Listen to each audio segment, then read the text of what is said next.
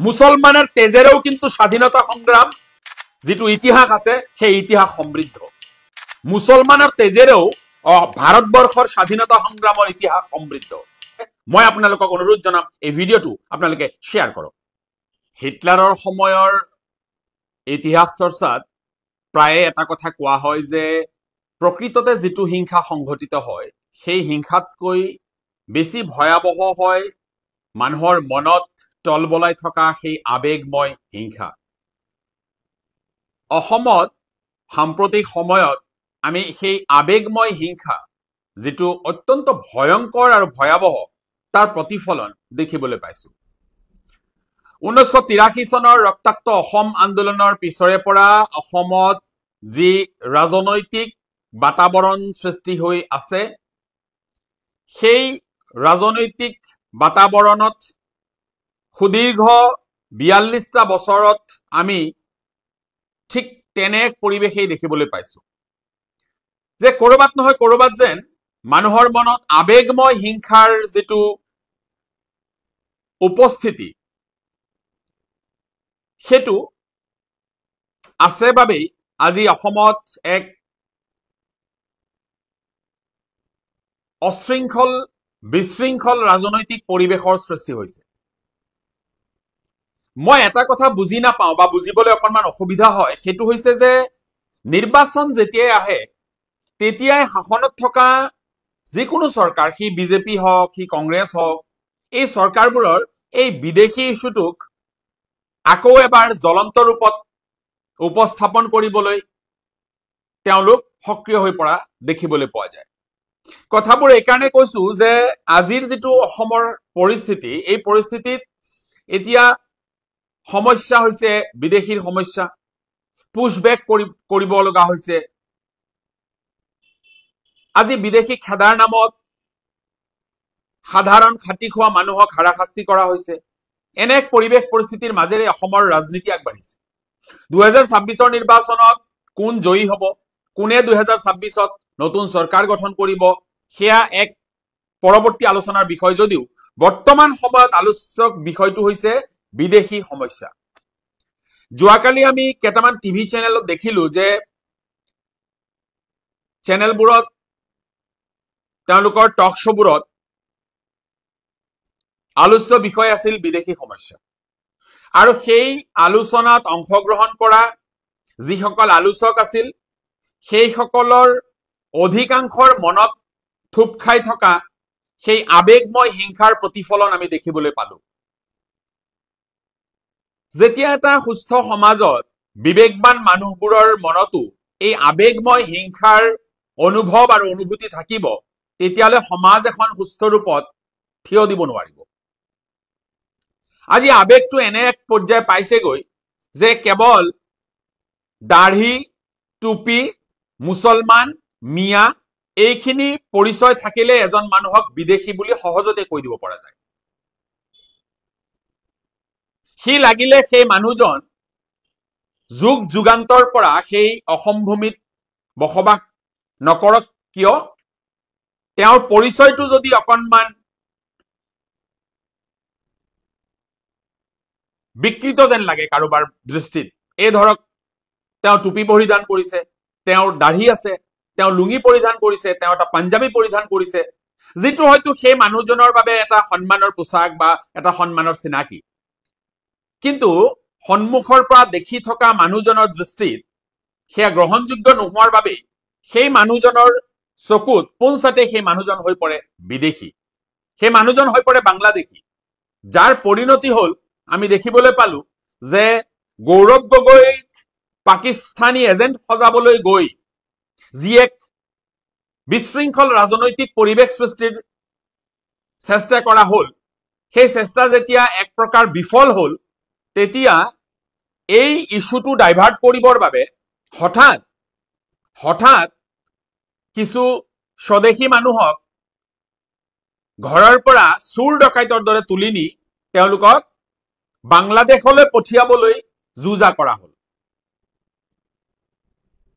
এতিয়া আমি অলপ আচৰিত হৈছো লাজু পাইছো এই প্ৰচেষ্টা সফল কিয় নহল এই কথাটোত লাজ পাইছো কাৰণ যিসকল স্বদেশী মানুহক বিদেশী সজাওৱাৰ চক্ৰান্ত কৰি বাংলাদেশলৈ পঠিয়াব বিচৰা হৈছিল, বাংলাদেশে কিন্তু তাৰ প্ৰত্যুত্তৰ দিলে যে এইকেইজন মানুহ যদি প্ৰকৃততে বাংলাদেশী হয়, চৰকাৰে মানে ভাৰত চৰকাৰে তাৰ প্ৰমাণ দিয়ক, আমি সেইসকলক আদৰি ল'ম।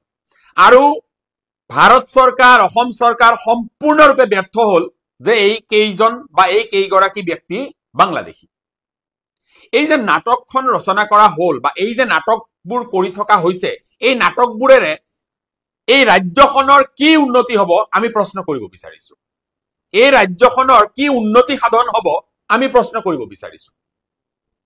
আজি কিছুমান বিয়াগুম ছাত্ৰ নেতা, যিসকলে হয়তো জন্মলগ্নৰে পৰা ছাত্ৰ নেতা হিচাপেই তেওঁলোক জন্ম হৈছিল আৰু আজিও তেওঁলোকে হয়তো 60 বছৰ অতিক্ৰম কৰাৰ পিছতো তেওঁলোক ছাত্ৰ নেতা। গতিকে সেইসকল ষ্টেম্পড যিসকল ছাত্ৰ নেতা আছে, যিসকলৰ টেগ হৈছে ছাত্ৰ নেতা, সেই ছাত্ৰ নেতাসকলে আজিৰ পৰা 20 বছৰ পূৰ্বে তেওঁলোকে কৈছিল যে 10 বছৰত উত্তৰ পূৰ্বাঞ্চল এখন মুছলিম ৰাষ্ট্ৰ হবলৈ গৈ আছে। এই যে ভৱিষ্যদ্ৰষ্টাৰ ভূমিকা গ্ৰহণ কৰি সেই সময়ত নেতা হোৱাৰ মানসিকতাৰে যিসকলে এনেবোৰ আবুল তাবুল আৰু গ্ৰহণযোগ্য নোহোৱা কিছুমান বক্তব্য প্ৰদান কৰিছিল, সেই বক্তব্যৰ পেপাৰ কাটিংসমূহ বিভিন্নজনৰ হাতে হাতে আছে। এতিয়া আমি সেইসকলক প্ৰশ্ন কৰিব বিচাৰিছো যে এই যে ভৱিষ্যদ্ৰষ্টাৰ ভূমিকা গ্ৰহণ কৰি আপোনালোকে যিবোৰ আবুল তাবুল বক্তব্যৰে মানুহক বিভ্ৰান্ত কৰিব চেষ্টা কৰিছিল, সেই চেষ্টা সফল হলনে? আজি অসম মুছলিম ৰাষ্ট্ৰ হল নেকি আপোনালোকে কোৱাৰ দৰে?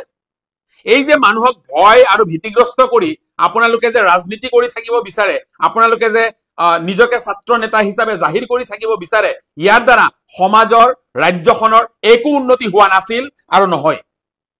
এইবোৰেৰে কেৱল এটা বিশৃংখল সমাজ গঠন হব, যিখন সমাজত কোনো উন্নতিৰ কথা আলোচনা নহব। আজি এটা চাম মানুহৰ বক্তব্য হৈছে যে এনআৰচিখন আখুৱাহপূৰ্ণ। এনআৰচিখন আখুৱাহপূৰ্ণ। কোটি কোটি টকা ৰাজকোষৰ পৰা ব্যয় কৰি, আপোনাৰ মোৰ টেক্সৰ টকা, সেই টকা ব্যয় কৰি এটা এনআৰচি প্ৰস্তুত কৰা হল। এতিয়া সেই এনআৰচিখন তেওঁলোকৰ মনপুত নোহোৱাৰ বাবে এই এনআৰচিখন এতিয়া আখুৱাহপূৰ্ণ। তাক পুনৰীক্ষণ কৰিব লাগে। এতিয়া আমাৰ প্ৰশ্নটো হৈছে, যিগৰাকী ৰঞ্জন গগৈৰ নেতৃত্বত, যিগৰাকী ৰঞ্জন গগৈ অনাৰেবল সুপ্ৰিম কোৰ্টৰ চিফ জাষ্টিছ হৈ থকা সময়ত তেওঁ তত্ত্বাৱধানত, সুপ্ৰিম কোৰ্টৰ তত্ত্বাৱধানত, ন্যায় ব্যৱস্থাৰ তত্ত্বাৱধানত এখন এনআৰচি কৰা হল, সেই এনআৰচিখন আখুৱাহপূৰ্ণ। সেই একেগৰাকী ৰঞ্জন গগৈয়ে ৰায়দান কৰা সেই অযোধ্যাৰ বাবৰি মছজিদৰ যি গোচৰ, সেই গোচৰত কৰা ৰায়দান কিন্তু শুদ্ধ। এই যে ডাবল ষ্টেণ্ডাৰ্ড মানুহবোৰৰ মানসিকতা, এইবোৰ দেখি আমি অলপ লজ্জিত হওঁ। একেজন ৰঞ্জন গগৈ, একেখন সুপ্ৰিম কোৰ্টে ৰায়দান কৰা সেই বাবৰি মছজিদ গোচৰত যি ৰায়দান কৰিলে, অযোধ্যাৰ সেই ৰাম মন্দিৰৰ সপক্ষে যি ৰায়দান কৰিলে, সেই ৰায়দান কিন্তু শুদ্ধ, সেয়া মানি ললে দেখে। কিন্তু একেখন সুপ্ৰিম কোৰ্টৰ তত্ত্বাৱধানত যি এনআৰচি কৰা হল, সেই এনআৰচিখন কিন্তু অশুদ্ধ, সেই এনআৰচিখন কিন্তু পুনৰীক্ষণ কৰিব লাগে বুলি দাবী উত্থাপন হৈছে। এজন আইনৰ ছাত্ৰ হিচাপে, এজন বুৰঞ্জীৰ ছাত্ৰ হিচাপে, এজন ইতিহাসৰ ছাত্ৰ হিচাপে আমি এটা কথা জানো, সেয়া হৈছে 1983 চনত অসমত এনে এক পটভূমি ৰচনা কৰা হৈছিল, যি পটভূমিৰ আধাৰত আজিৰ ৰাজনীতি চলি আছে। এই ৰাজনীতিৰ প্ৰেক্ষাপটত এটা কথা স্পষ্ট, সেয়া হৈছে এই এনআৰচিখন যিমানেই শুদ্ধ ৰূপত নাহক কিয়, যেতিয়ালৈ এই এনআৰচিখনত এজন মুছলমানৰো নাম থাকিব, তেতিয়ালৈ এই যিসকল কট্টৰ জাতীয়তাবাদী বুলি নিজকে দাবী কৰে, সেইসকলে এই এনআৰচিখন মানি নলয়। মই আকৌ কৈছো, এই যিসকল কট্টৰ জাতীয়তাবাদী আছে, যিসকলে নিজকে জাতীয়তাবাদী, জাত্যভিমান দেখুৱাবলৈ নিজকে চেষ্টা কৰে, সেইসকলৰ মতে যেতিয়ালৈ এই এনআৰচিখনত এজনো মুছলমানৰ নাম থাকিব, তেওঁলোকে এই এনআৰচিখন মানি নলয়। এয়া স্বভাৱসিদ্ধ কথা। এই এনআৰচি পুনৰীক্ষণ হাজাৰবাৰ হলেও মুছলমানৰ নাম বিহীনভাৱে যিদিনাখন এখন এনআৰচি হব, সিদিনাখন এওঁলোকে এনআৰচিখন মানি লব।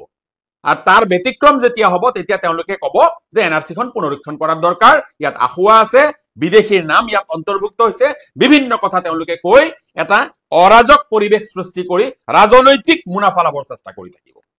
আৰু এই অসমৰ বাস্তৱ বিড়ম্বনা এই জায়গাত, বিড়ম্বনা এই ক্ষেত্ৰত হৈছে যে এখন এনআৰসি এটা বহুদিনীয়া আন্দোলনৰ ফসল, যি এনআৰসি সুপ্ৰিম কোৰ্টৰ তত্ত্বাৱধানত কৰা হল, সেই এনআৰসিখন হেনো এতিয়া আখুৱাপূৰ্ণ, সেই এনআৰসিত হেনো বিদেশীৰ নাম অন্তৰ্ভুক্ত হৈ আছে।